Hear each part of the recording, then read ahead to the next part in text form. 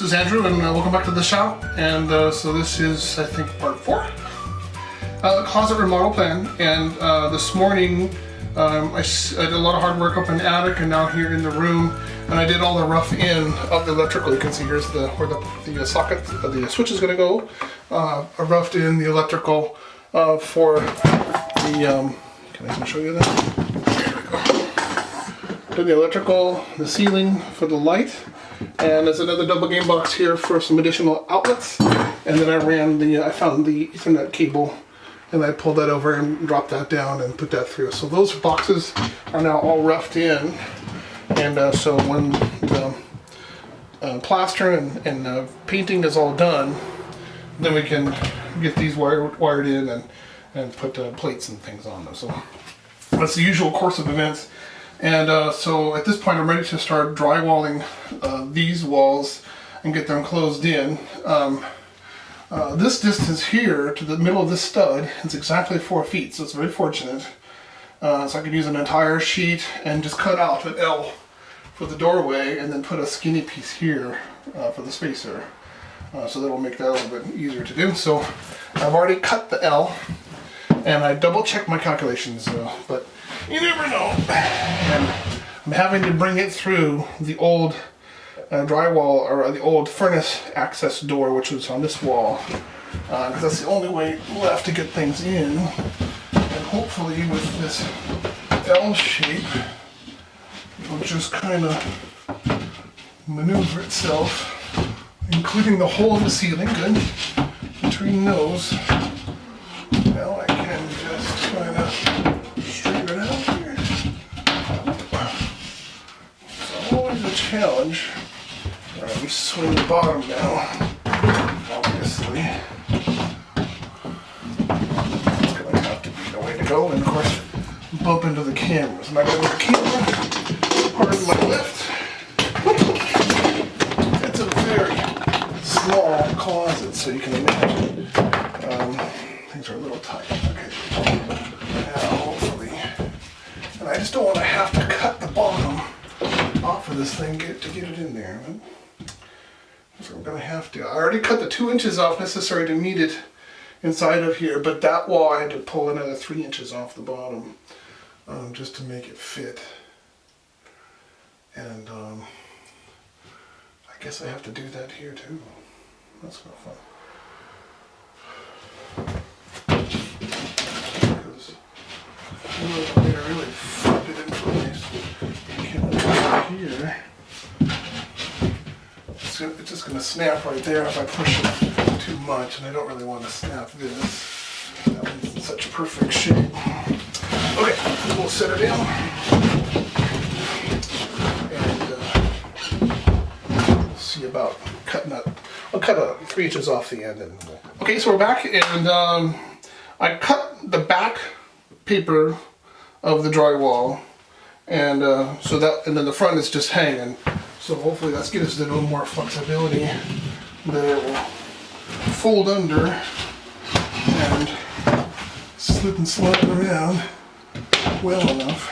I can hear it flapping underneath it. Is that going to go that way? No. We'll use the hole. There we go. There we go. That's what I needed to do. Okay. And now I've got the flap still in place. There we go.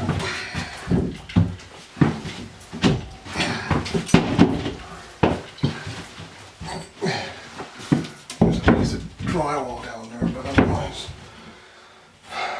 I mean, there's a piece of baseboard down there that's stopping it from going all the way over, so I'm going to slip that out of there.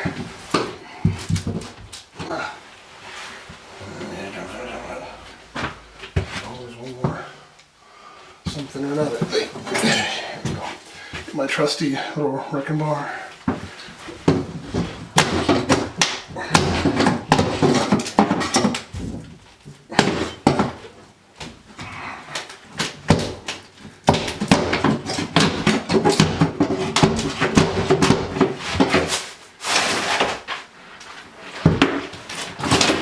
There we go. This is just some funky pine baseboard. That's not what we're going to be using in the space, so it doesn't need to live there anymore. Okay, so now I should be able to slide this over into the wall space.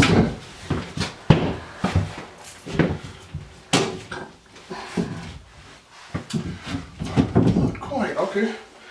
Well, the nice thing about drywall is you just take your knife, sharp knife. I just flipped over the blades, so I have a nice sharp edge now. And I can follow the trim of the door right straight down. Can you see that? No, you can't. Let me flip it down so you can see what I have to do down here. A little focus, make sure it's in focus. There you go. So there's a little overlap right here on the door trim, the door jamb, and I can follow just behind it with the blade. The plaster just crumbles out of the way, and then all of this will be hidden by the door frame trim that'll go right in here. So all this will be hidden. That's kind of the way houses are. There's nothing ever straight or square. And you gotta fill it all. Trim to fit and paint to match. I appreciate my father more now than ever. Let's do the floor.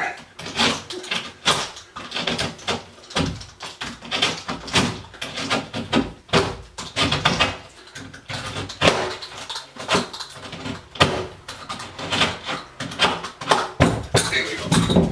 Now we're behind the trim. There we go. I can put some screws in, hold it in place. I'll go cut the next piece. Yeah. If I did it right, the trim and the drywall will be the same layer, the same level, same surface, but it's not. Here it sticks out a little. For some bizarre reason, and I've measured it, they started out with a full-size 1x6 here, and then here they cut it in. And same thing towards the top, they cut it in. So I'm going to have to, I don't know, shim this out or something to get the new door trim to work.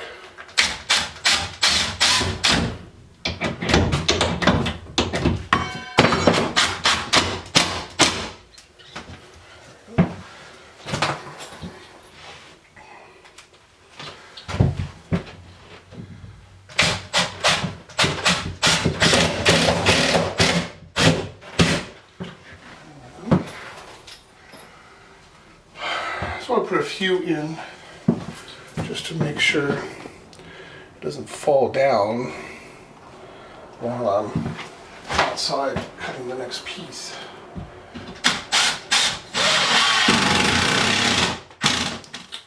Okay, so the memory card got full anyway, so that's that piece. I'm very happy with how this is coming in, and it's as good as I could hope for. The studs in this space are so kind of wiggle waggle and shimmy, and so you got to kind of go with the punches a little bit sometimes to get everything to line up. I need to cut a strip that is about maybe 3 inches. Yeah, 3 inches wide. No more than 3 inches wide all the way down. I have some out in my work area outside that I can use, and that's what, about 80 inches long. Just check my measurement here. 81.5 at the most, so let's say 3 by 81, and that'll leave room for a baseboard to cover the bottom. Let me go cut that piece and we'll come right back. Okay, so we're back, and I took the piece that was actually cut out of this part of the drywall, this piece that was, with the doorway, and it's already the right height, so I can just drop this piece right in there, just like that. Fits perfectly and still reveals half of the stud in this position. where the next drywall is going to go, which is about 50 or 40 inches over from here. So we're doing good. I lined that up just perfectly. Look at that. Can't even see that. Yeah, I gotta show you. The top here, where the two pieces come together. You can see that right there. I managed to line that up just perfectly. 3 inches and a little bit. Alright, put a couple of screws in it. Keep it from falling down, because it wants to. It's just sitting there. And then the last piece, at least on the inside, is going to be a bit of bear to get it in here, because it's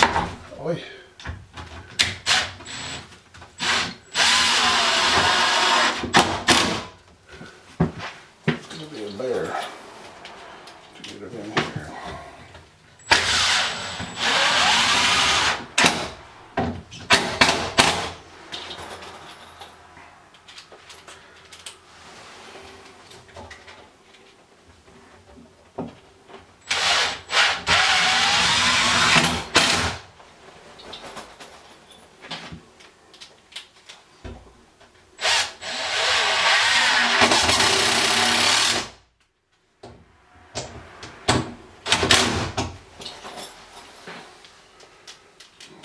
The paper on the edge of the drywall, by the way, it's like an extra double thick paper that wraps around the edge. Makes it a little tougher. So it holds on a little better than the rest of it. One more down here at the bottom. There we go, there's that piece. So as I was saying, so getting this last piece in, that's going to be a real challenge, because I'll move this light hook over now. I've got that kind of figured out.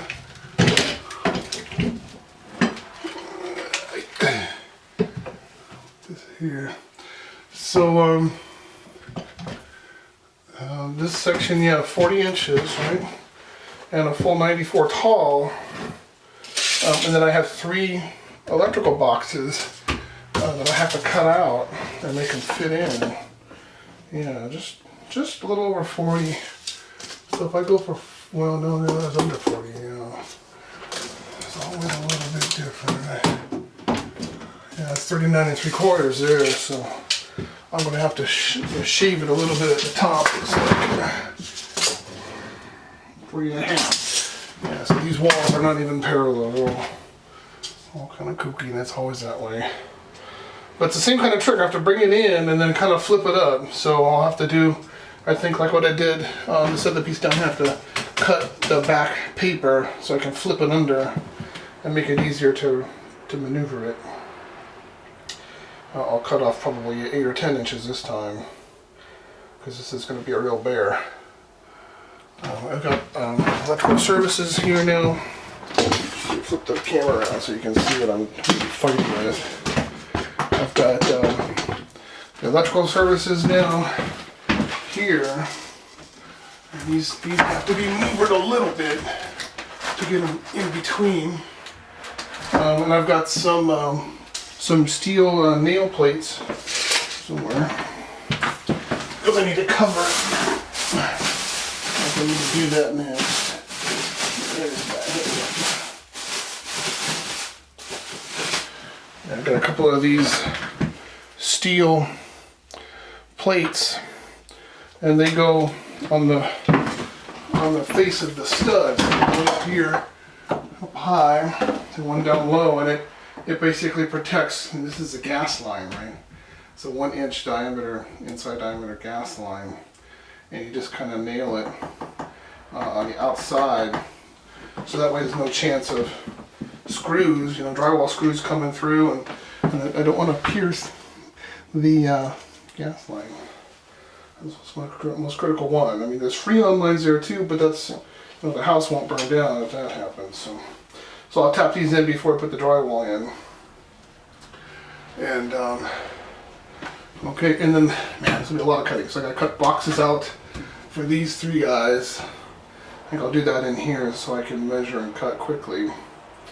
And then we'll go from there. I'll be back in a few. Hey, welcome back. So I've got this sheet. It's just off camera. It's cut out the right rectangle for this wall, so that's cool. I've marked out in pencil the 3 holes I need to cut for my electrics and my network box that are coming in. I've already put in my nail plates to cover the surfaces at the base floor level, bottom stud, and then also at the top at the cap. So that way later on when we're doing other things like putting up the baseboard, or as I'm screwing in the drywall, I won't mistakenly screw it through the gas line, because that would be a catastrophe. You can't just fix this. This is a one contiguous 100-foot long gas line, and man, it was all included in the deal that we got from Costco, but if I had to fix it now, I think it would cost a fortune. Because it's like a solder and you gotta get a plumber out. I think they'd have to replace the whole thing. So I want to be really, really careful. Anyway, so I gotta do the holes here. So won't you come along with me, and I'll reposition the camera so you can see the technique that I've learned. I mean, some guys will use the keyhole saw, and they'll drill a hole in the keyhole, saw it out. And the technique I've learned is start with a fresh blade and carefully cut stroke by stroke by stroke until you come to the other side, and it comes out and you get a much cleaner cut and you don't get a room full of dust. And that's the way I was taught. Anyway, so let me reposition the camera and we'll go from there. Okay, so I just swapped the blade in my cutter. This is one of the more old school style cutters, the drywall cutter. And there's a screw on the side. You just unscrew the screw, and there's always an empty bay in the back of the handle, and that's where you keep your spare blades. I always have 5 or 6 back there. So as I'm going through working on these projects, I can just open it up, put the next one in, and so the blade is here, and it's all nice and new, and it's covered with oil and nice and clean. Anyway, so let's get to working on this thing. I'm going to prop up here my shoe. I think I'll lose where the work on. Assuming I don't cut my foot off in the process. Is that on camera? Yeah. There we go. So the blade's super sharp when it just first hits the gypsum and then cuts through like butter. I'm already through the back side at that point. There's that. Get my foot away. So this dimension is done.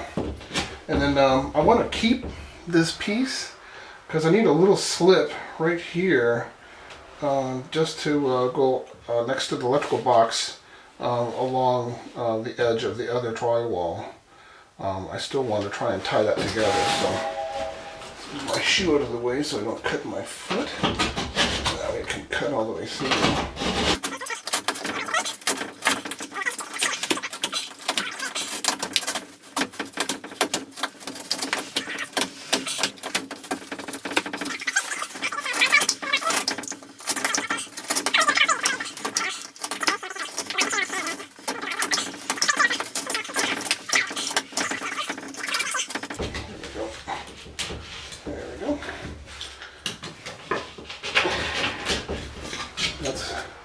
That's how I learned to do it. Yeah, a little bit better of a hole that way, and then I can reuse this piece. I'll cut it off later. And the last piece is way down here. And I'm sure that's not even on camera. Unfortunately, I've got this big old gap in the wall. There you can see it. My shoes. That's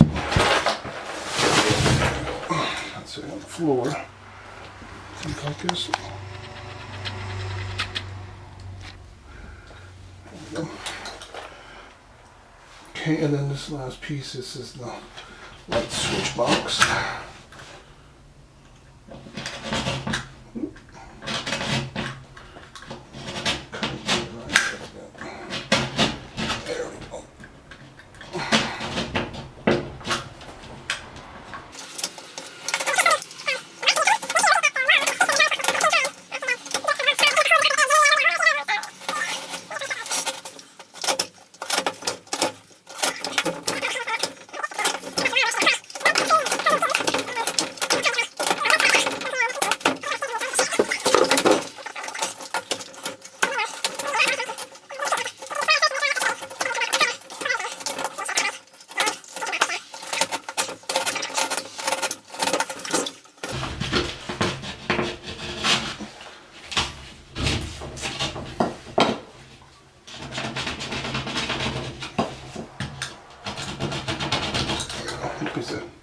paper kind of hung around back there a little bit.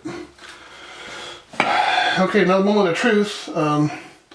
Same trick. I've got to cut. I'm gonna cut about a foot off of the end this time, and just on the back side, so I can fold it under, make it easier to stand up and then get in a position. So let me kind of do that, and then I'll bring the camera back on, and we'll kind of wrap it up after that. Showing the top. So did really good. Got really close. There's just a tiny amount right here at the top of the network box. I gotta shave off a little bit. But cutting back the bottom, what is it, 6 or 8 inches, and then folding it over, that made it easy to just slide the whole thing in, the thing folded under, and then straighten it out and put it up into position. And now here it is. It's in position. It's doing great. There's only a 1/4 inch gap along here, down to about a 1/2 inch, but considering the room is kind of wiggle-waggle, it's not bad. Oh, there we go. I can scoop a little. There we go. Now I've got a nice tight seam all the way. Yeah. Good. That's a good one. Alright, so light switch box is good. That's not down here, sorry. And then the electrical box, I'm a little long on size, but I'm not too concerned about that. And then I just need to shave the network box a little bit.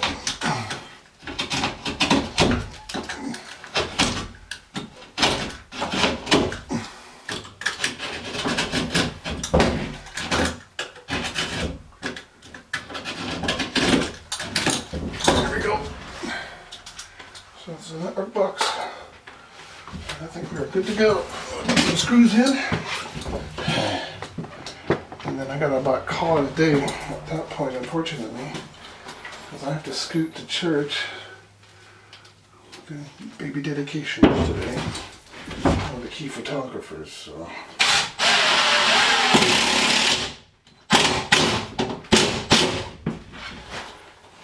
Life was good.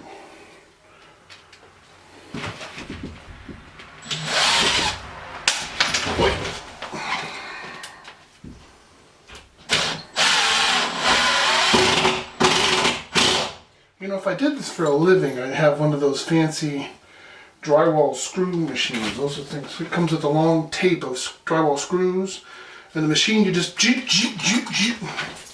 makes all this.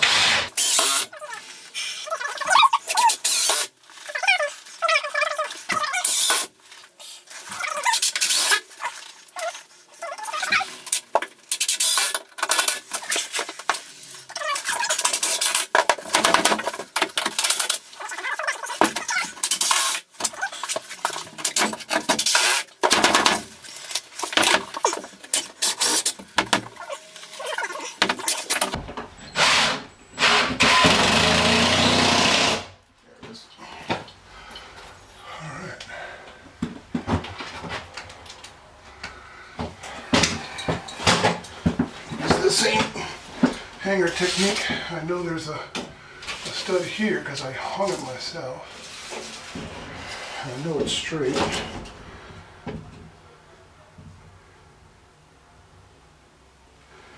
So it should be right here.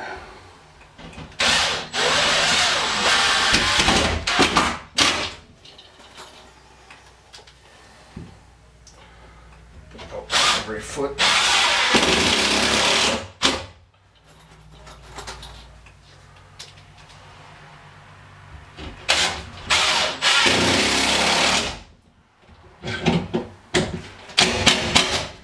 Just below the surface, right? And here.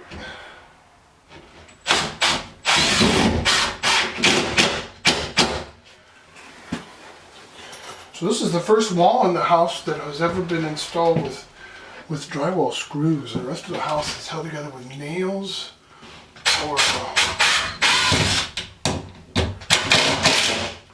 or they use that funky spread sheet metal kind kind of lath stuff for the blaster that is on the ceiling above me.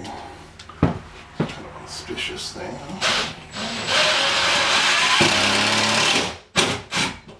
I hate when that happens, man. Sometimes these drywall heads, they break.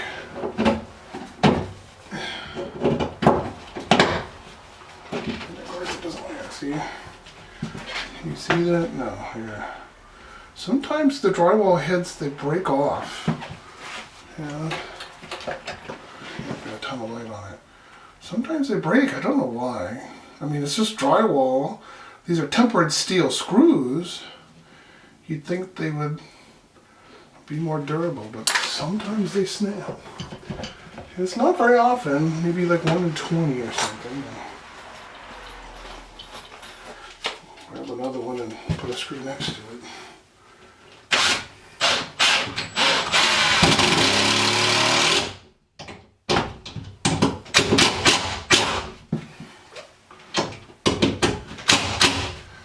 If I was a pro, I would probably use something else, but I'm not.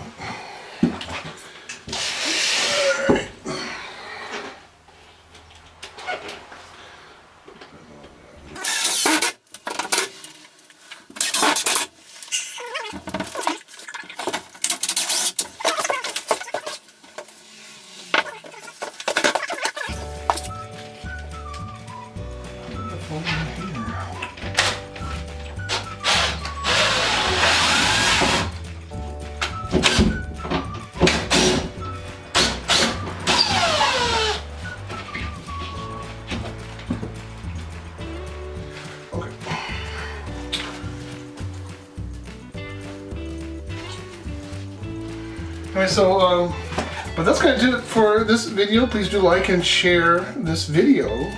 Another in the series on our closet remodel.